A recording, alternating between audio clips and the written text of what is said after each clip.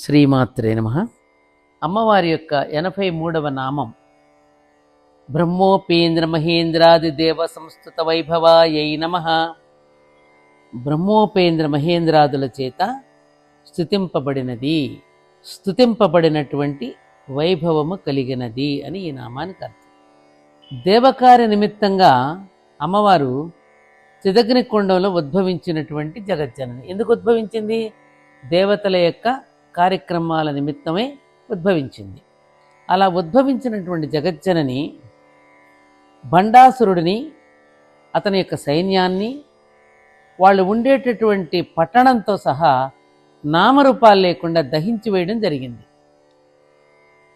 ఆ రాక్షసుడి యొక్క బాధలు పడలేక మొరపెట్టుకున్న బ్రహ్మోపేంద్ర మహేంద్రాదులందరూ వచ్చి అమ్మవారికి కృతజ్ఞత తెలుపుకుంటూ స్తుతించారు.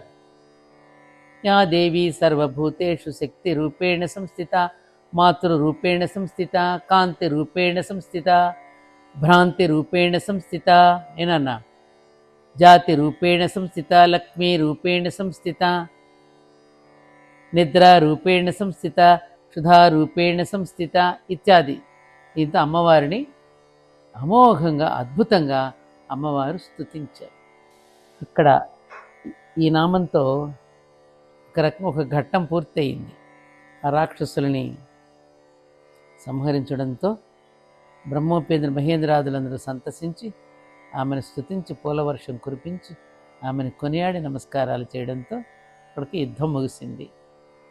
అలాగే మనలో ఉన్నటువంటి రాక్షసులను కూడా విశుక్రుడిని మనం అలా జయించగలగాలి, విషంగుడిని మనం అలా జయించగలగాలి, మనలో ఉండే భండాసురుడిని, మనలో ఉన్న బద్ధకాన్ని ఎలా జయించగలగాలి, మనలో ఉన్న వికారాలను ఎలా పోగొట్టుకోవాలి, మనలో ఉన్న విషయలంపటత్వాన్ని ఎలా పోగొట్టుకోవాలో ఈ విషయాలు కూడా సమన్వయంతో మనకు అద్భుతంగా ఈ నామం వరకు చెప్పడం జరిగింది. అమ్మవారి యొక్క ఆలయంలో ప్రవేశించినప్పుడు అర్ధమండపంలో నిలబడి ముందుగా గంట మ్రోగించి అమ్మకు నమస్కరిస్తాం. అలాగే అమ్మవారి యొక్క నామాలలో ప్రవేశించే ముందు గంట మ్రోగించండి.